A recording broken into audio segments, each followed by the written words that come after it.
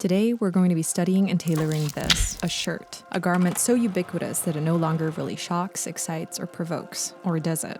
Collars affixed to collar stands, 2 front panels with button stands, a back divided into a lower back and top yoke, hand-rolled hems that meet at gussets on either side, and a pair of sleeves gathered into cuffs. This is the first in a series called The Anatomy of a Garment, in which I'll be examining the construction of enduring classics like the trench, the puffer, the tweed jacket, the pinstripe suit, the shirt. What are their stories? How have they stood the test of time? And what defines the essence of a classic?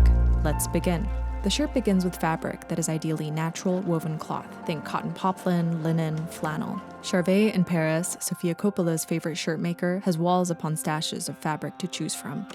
Shirting fabric is pre-washed at 40 degrees Celsius without detergent. This prevents shrinkage, removes chemicals and dirt, ensures color fastness, and makes the fabric softer and more pleasant to work with. While my fabric rotates languidly in water, some notes on the shirt's history. 3000 BC is the age of the oldest shirt found in Egypt. 17th century, shirts are worn as undergarments in Europe designed to protect expensive outerwear from sweat and dirt. 19th century, shirts become standalone garments influenced by figures like Beau Brummel, the founding father of dandyism. The white shirt also becomes a status symbol, only accessible to the wealthy due to the maintenance required. 1950s, the short sleeve shirt emerges. 1980s, the button-down collar emerges, first amongst British polo players, then popularized by Brooks Brothers in America.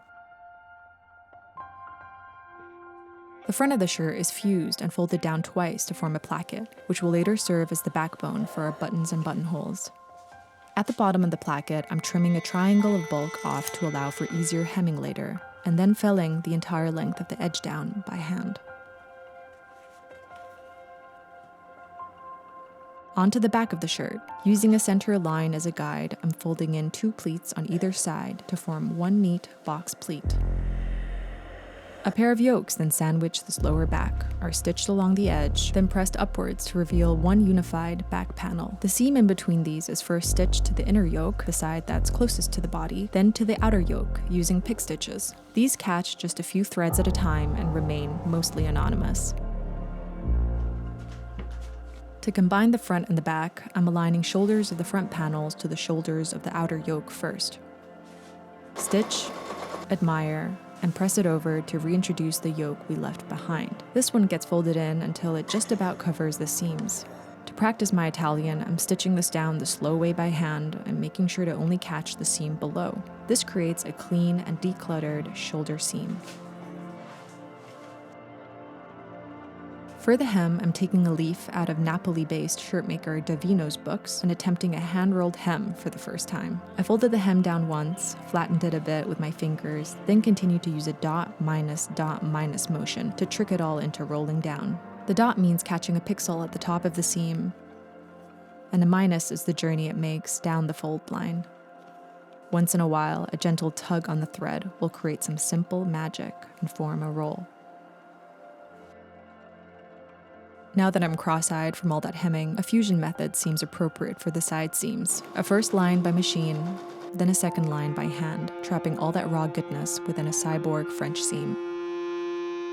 To the junctions, I'm adding a gusset each to reinforce these tension points. Think of gussets like fabric door stoppers that prevent any accidental ripping.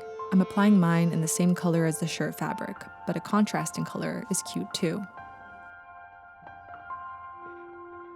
The collar exists to frame the face and gently guide someone's eyes to yours, and is made up of the top collar and the collar stand. The collar holds its shape through a layer of floating canvas interfacing, which is cut to the shape of the collar, then sewn around the edges. The collar is sandwiched between a pair of collar stands, one of which is also interfaced.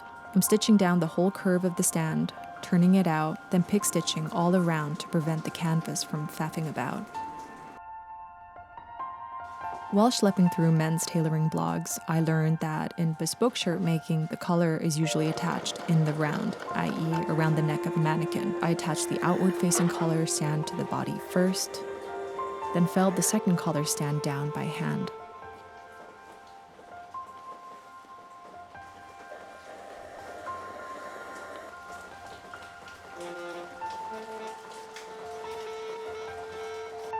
We need arms. The sleeve opens and closes at a little parting formalized by a sleeve placket. This device is first stitched onto the wrong side of the sleeve opening, cut open, then flipped through to the right side. Next comes a series of folding, pressing, aligning, origami-esque maneuvering, and more folding to get everything looking presentable. Once all shoed into place, I pick-stitched all around the edges, forming a letter P at the top to reinforce the tension points. Now the sleeves are ready to be tubed up. I'm doing this using a French seam again, so it can stay consistent with the side seams.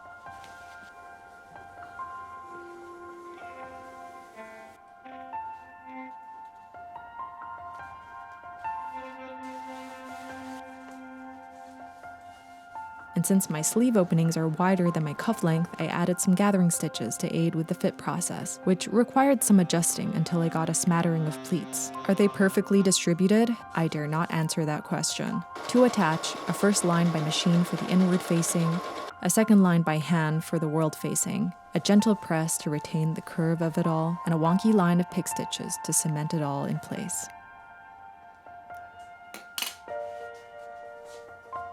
The sleeve is usually mounted in the round once it's fully formed, much like a jacket sleeve.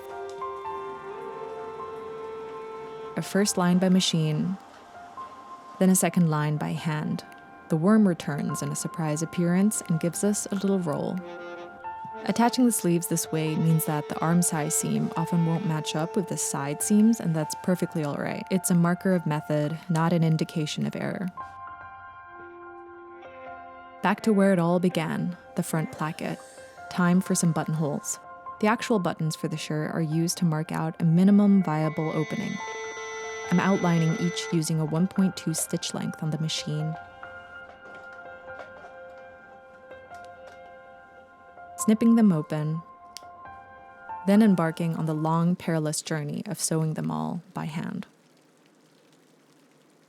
India has this incredible heritage of embroidery, and 100 hands, one of their great shirt makers, are able to achieve 100 stitches per inch, as opposed to the regular 60 stitches per inch.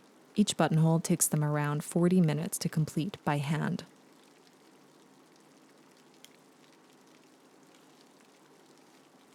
"100 hands also use embroidery frames for this segment, a detail I noticed almost too late into my vigorous hand sewing. With the only buttonhole I had left, I decided to give it a go.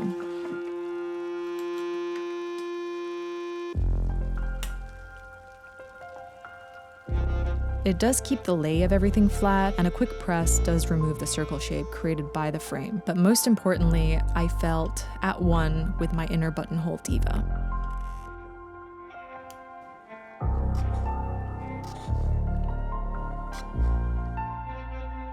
Buttons, buttons, buttons. I'm going for mother of pearl. It's strong, heat resilient, and has this weighted sheen that hints at a juicy secret. Using the buttonholes as guides, I'm marking out the position for each button, then mounting them each by hand. A dollop of seam fraying glue at the back of each button can keep everything in place. Decorative natural shell buttons were found dating back to 4,200 BC in ancient Egypt. That's 6,000 plus years of humans using natural shells for buttons. We live, we wear a shirt, we do our life's great work in a shirt, we die. We won't survive, but our shirt with their mother of pearl buttons sure will. And on that note, our shirt is finally complete. I found the process of tailoring such a classic garment to be really humbling. Personal preference balanced with traditional etiquette, imperfect buttonholes that congratulate me on the patience I didn't even know I had. To work on something carefully and slowly by hand, the audacity. I hope you enjoyed this first instance of the anatomy of a garment. Let me know your thoughts, your preferred method of shirt making, your favorite shirt brands, and what classic garment you'd like to see me tackle next. In the meantime, scrutinize some shirts, make a shirt, and take care. I'll see you in my next one. Bye!